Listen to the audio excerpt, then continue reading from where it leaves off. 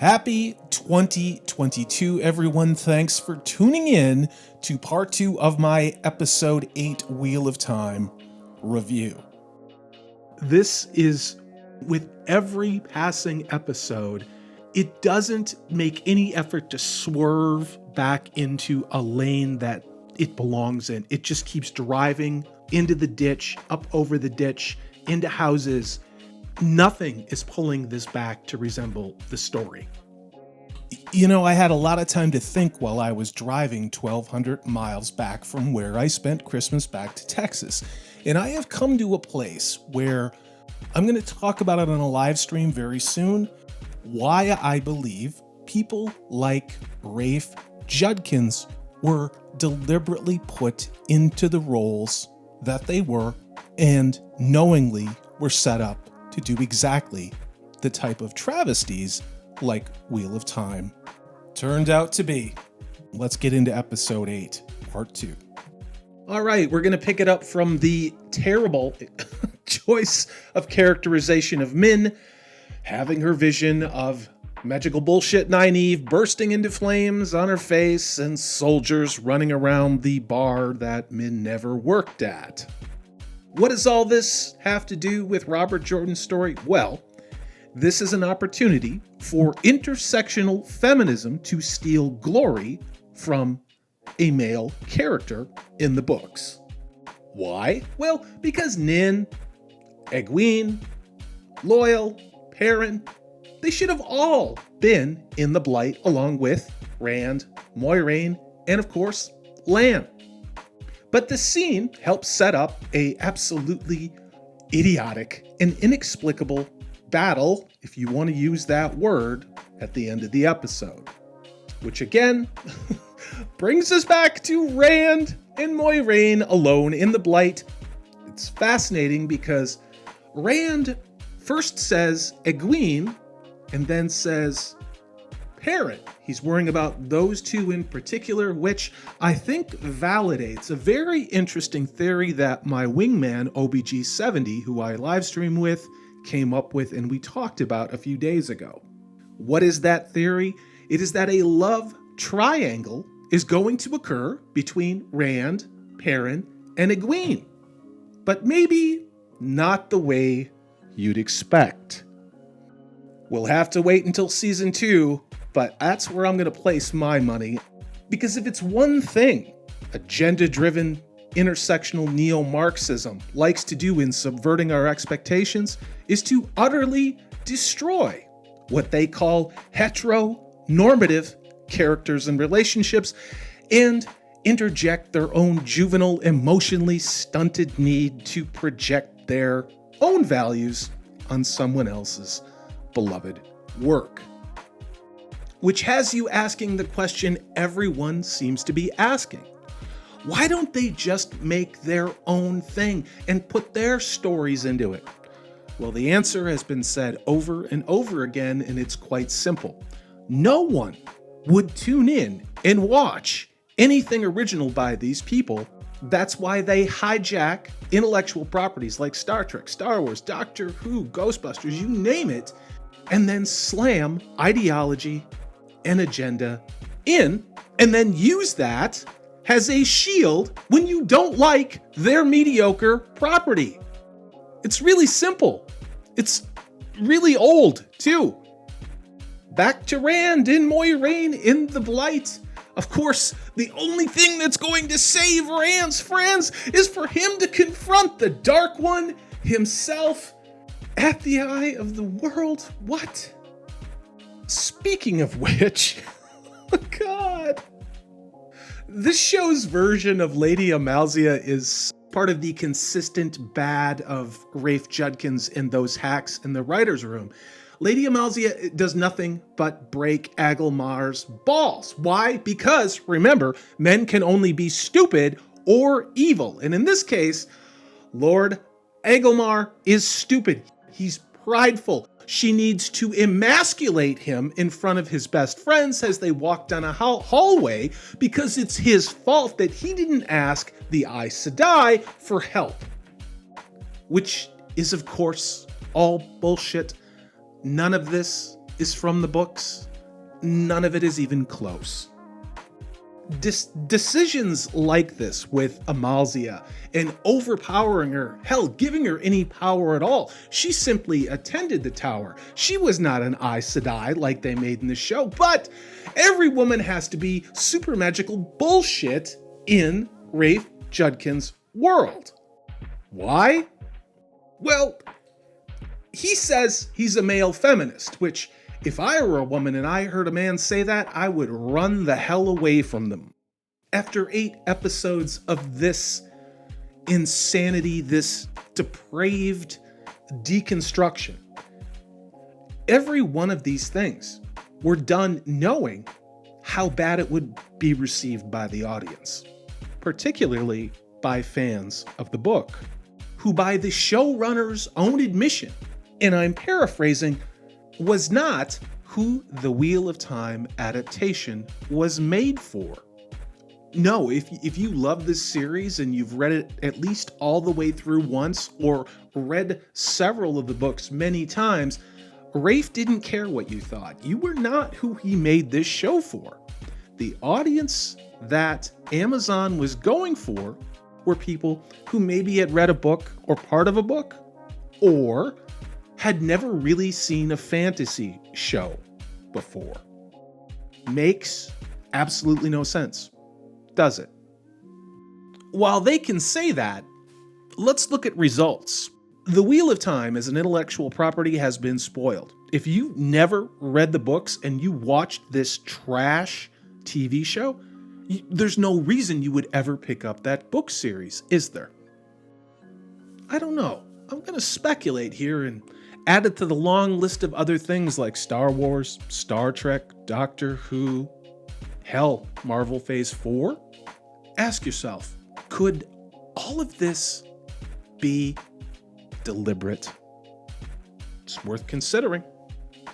Which brings us back to Lord Egelmar, walking with his very small group of advisors again. In one thing Wheel of Time has done with its $80 million budget is underwhelm. It underwhelms in every important scene, especially here. Fal Dara looks like recycled sets from, I think it was the 3rd Pirates of the Caribbean movie. Now, the only character that I'm conflicted on is who they cast as Uno. Great character in the books. I like who they cast for him. Just like I like who they cast to play Loyal.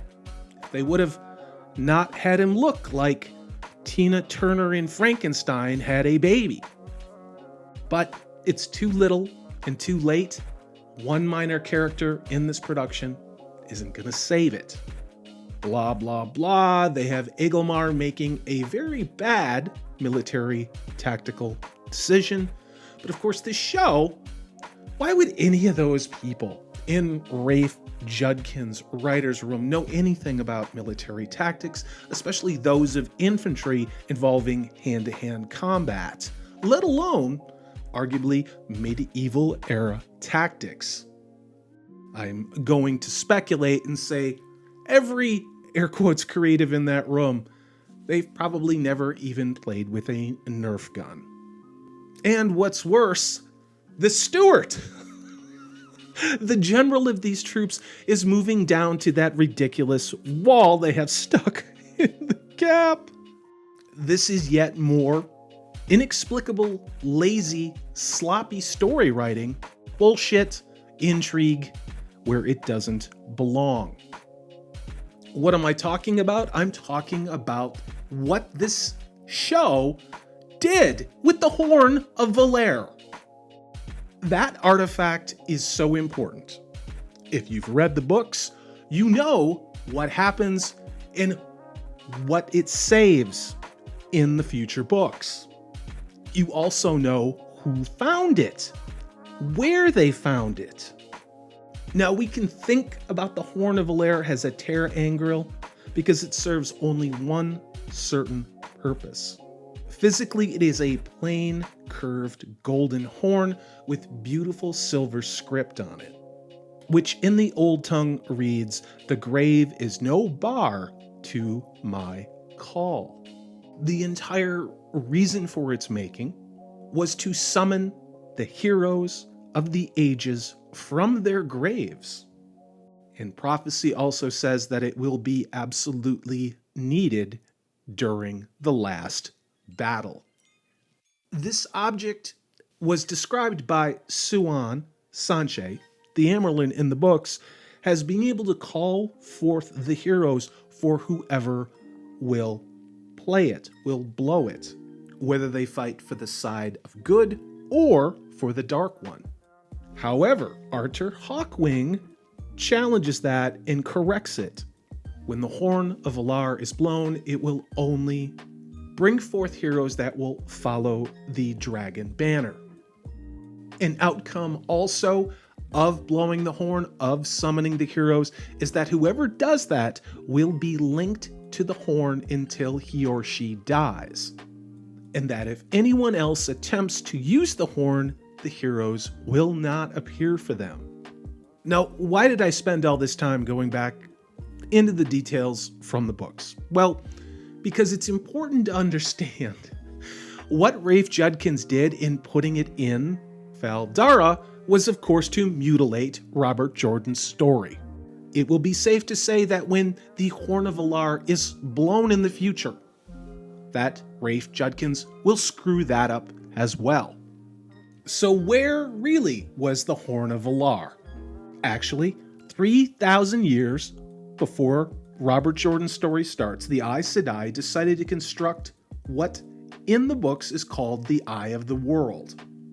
This was done based upon prophecy. And the Horn of Valar was among many things that were actually sealed away in the eye to be used in the future. And the horn itself is very important to the wheel. It was placed in a very ornate chest, which could only be opened by someone who knew the complex pattern of the intricate chest itself. In the books, the whole party of our Emond's Field folk, plus Lan, Moiraine, Loyal, they take it out of a pool of pure Sahadin. Now, what is Sahadin again? That is the male form of the one true source, the power.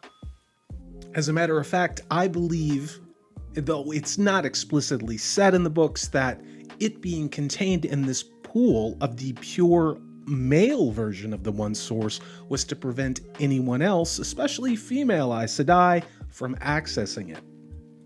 Of course, in that chest was not just the Horn of Valar, but also something very important to the Dragon Reborn, to Rand al'Thor in future books. That would be the Dragon Banner. God, it was a beautiful story, wasn't it, that Robert Jordan created? It's really too bad people like Rafe Judkins are allowed to do any more than just buy it on audiobook. He and none of the creatives at Amazon should have been allowed anywhere near an adaptation. Speaking of which, that brings us back to Rand and Moiraine in the Blight, going to fight the Dark One. God, Rafe, and what this show does with the appearance of the Eye of the World was nothing at all that I expected, having my experience from the books. Of course, Rand, because Rafe Judkins' shitty story needs him to, says, "I know this place."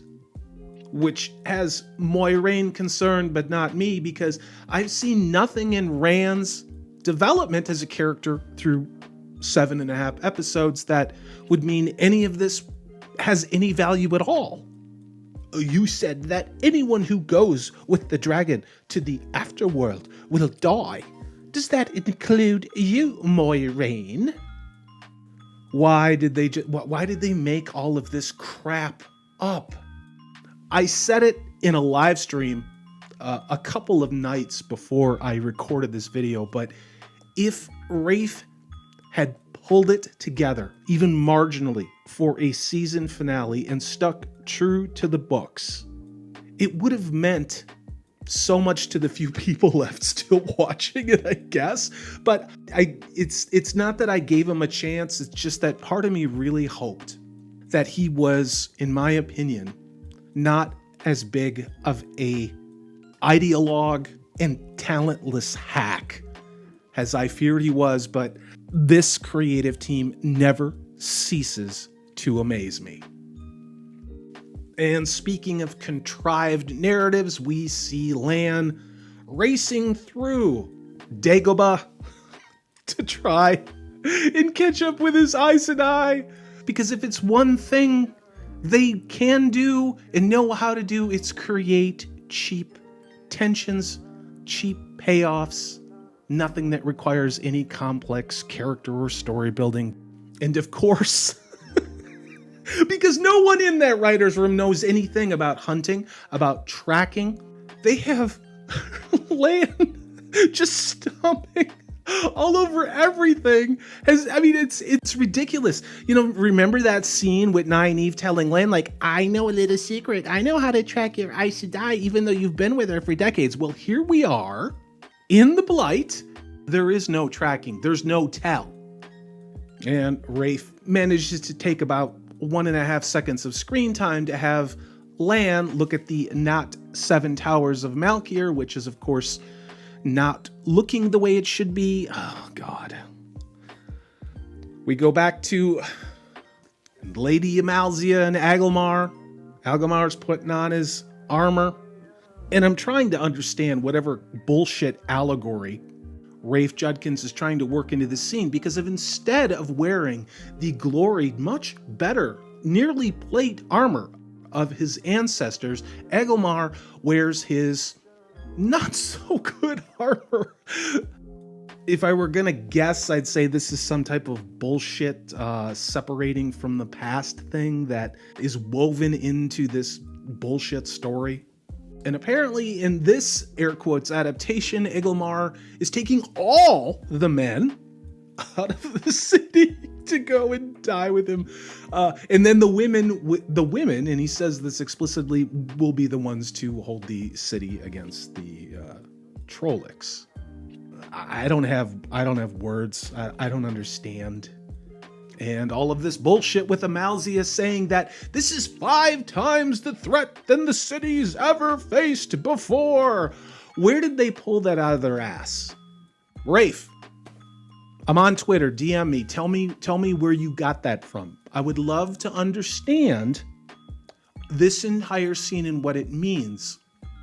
One thing that is clear, of course, is Agelmar admits that he's a stupid man, because this is intersectional storytelling, and he should have listened to his sister and asked for aid from the Aes Sedai, all of which is total bullshit. This is not from the books at all. This never happened at all.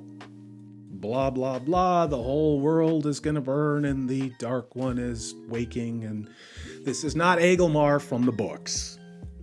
So, of course, the only one who is strong enough to see what needs to happen is Lady Amalisa.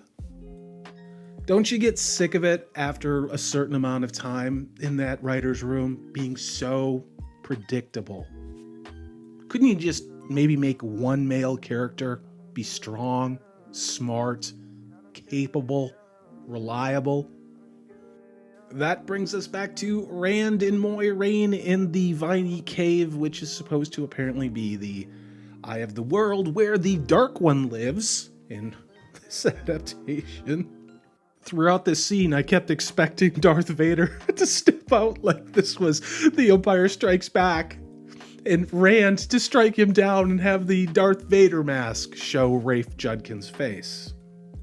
Oh, God, and they have Moiraine make up some bullshit narrative about how the White Tower has absolutely no idea about the Eye of the World. But if you remember, it was the Aes Sedai who created this 3,000 years ago. Needless complexity. That's what Rafe gives us. Blah, blah, blah. More bullshit about Rand remembering the Eye of the World. And what's interesting looking at the set and I've had some people in my comment section say this, is that it looks like they recycled the set from the White Tower, remember, with the Disney princess scene of this show's version of the Amerlin. What do you think? Tell me in the comments section below. It would certainly make sense given what Rafe Judkins has said about pressure on him to keep costs down. Obviously, they kept costs down by hiring the worst, cheapest writers they possibly could. Oh, and Rand has a vision of Lews Therin, at least that's who I guess it is, and as this show calls him, Lews Therin is, of course, the Dragon Reborn, which goes to show you just how well Rafe Judkins knew the actual books, doesn't it? Rand leans down to touch the yin and yang symbol on the floor and is transported into an inexplicable bastardization of the scene Egwene had when she went through the multiple arches of the tower on her way to become an accepted. Now, if you've read the books, you know that she had to go through multiple gates, each which produced a different thing that she had to find her way out of in order to complete the ceremony of becoming an accepted.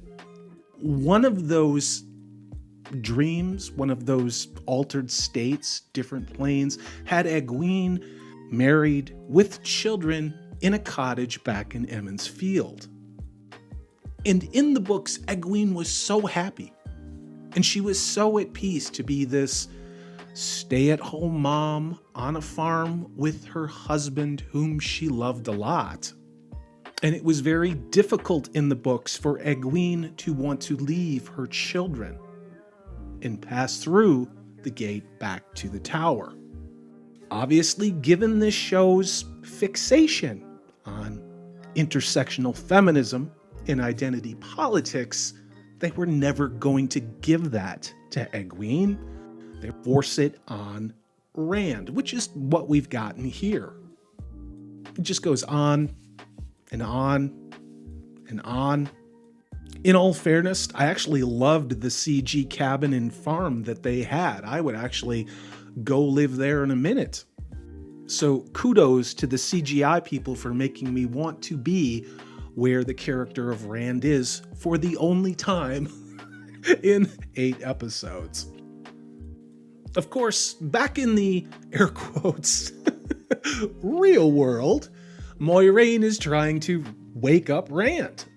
And who should show up but apparently, and I don't understand, the Dark One shows up and Moiraine tries to outdraw him with her 1-channel 6-gun, but no, the Dark One is too fast and grabs her and binds her, and apparently everyone can just see when they channel.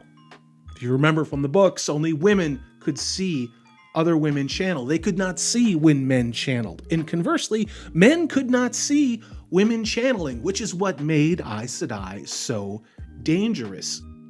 And why someone like Rand al'Thor, a man who could channel for the first time in thousands of years, terrified the Aes Sedai.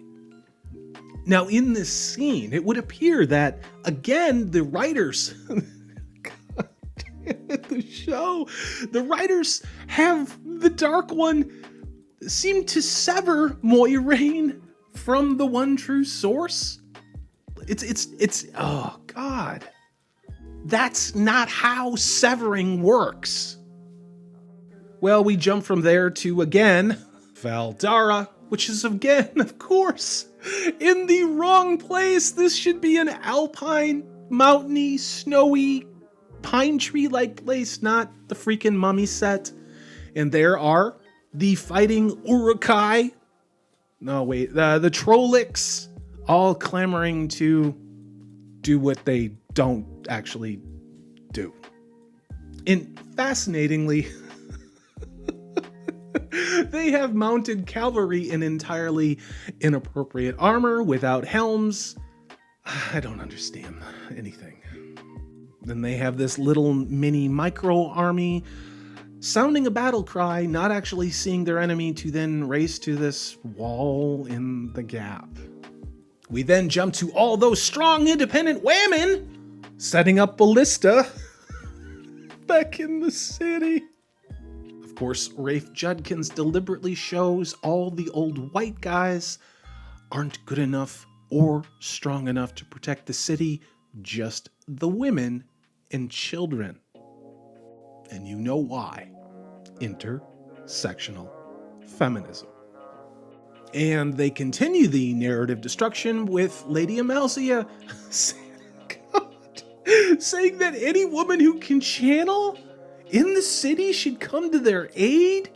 Yeah, there's a term for that, Rafe Judkins. It's called being an Aes Sedai. I don't understand. Did anyone who wrote this show read the books? You know, Rafe, you can go on Amazon, the company that you work for, and there's this great book, which I actually got for Christmas. It's called The Wheel of Time Companion, The People, Places, and History of the Best-Selling Series. Now, it's a little spendy. It's $40. I got it used. But again, Rafe, reach out to me on Twitter.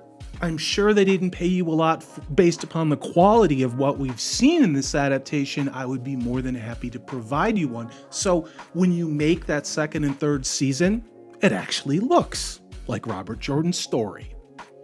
Speaking of which, we get another absolute fabrication by Rafe Judkins of Amalisa leading all of the strong independent women in defending the city in some type of rallying battle cry, which never happened in the books in any way, shape, or form. I just need to vent my disgust a second. Honest to God, 8 episodes of a season 1, each one of them mutilated beyond recognition or forgiveness. And what I really want to know is who is watching this show, in particular, who is left watching this show at this point in episode 8.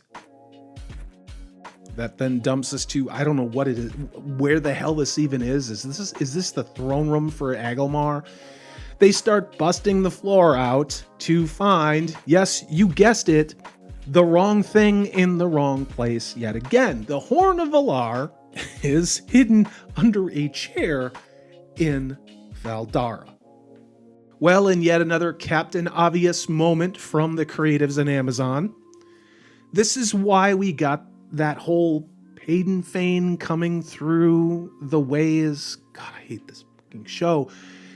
We know what's going to happen because the Horn of Valere is not in the eye of the world, because apparently you can't show Sahadin because Sahadin is for male-only channelers. In the new world that is being created around us, there is problems with having binary gender, which is entirely what channeling use in magic in Robert Jordan's story is all about. Cleansing the male side of the source. Blah, blah, blah, Nynaeve and Egwene. I don't even care what they have to say. I just don't. That brings us back to the gap in the wall with the wall thing and Agelmar not in the right armor with a crossbow. Oh, God. Could they have hired anybody?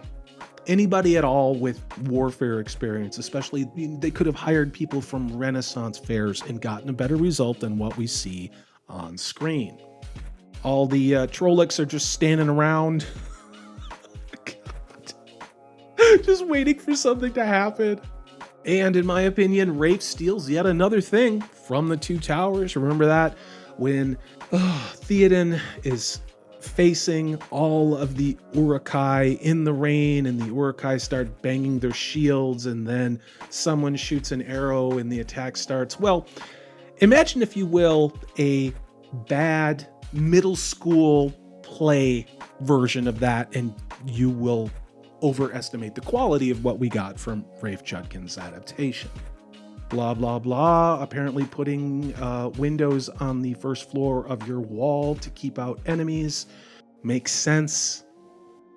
And in full disclosure, this is the part of the episode where I go to get bourbon because I am genuinely at a loss. How this show got greenlit before it even started for at least 3 seasons is entirely beyond me. This is not a cohesive story. This does not have characters we care about. These characters don't have arcs. These are the same young adults who belong in a CW or bad, young adult Beverly Hills 90210 show, not a Robert Jordan masterful work of fantasy. We have agenda-laden crap. There are no stakes. No one has to work for anything. Egwene and Nynaeve don't need to go train. Nynaeve doesn't have the issues with needing to be angry in order to be powerful. I need to step away from this because it's disheartening and it's destroying my will to live. I don't have an explanation how and why this was allowed to go on. This was not a cheap production. $80 million. It's a lot of money. I know you're Amazon and they probably blow that on a lunch, but it's still $80 million. And this was brought up in one of my live streams when I had Prophet of the Dragon on, along with OBG70 and I. Imagine if this show was only just okay. Around the Shannara Chronicle level of okay. I try and wrap my head around why things like this and so much that we've gotten lately is just so damn bad. It's just bad, clumsy ideology that beats you on the head. There's no entertainment value to it. There's no rewatchability. It's going to be part 2 of 3. I need a break. Drink some bourbon. I really want to wish you a very pleasant, serene, fun, and free 2022. And I don't do politics on this channel, but I'm going to say this. Work to free yourself and your mind. Shows like this, they're not doing any of us any favors. As ever, this is Salty Texas C. I am Corey DB. I will drop part 3 within 48 hours. You have my word.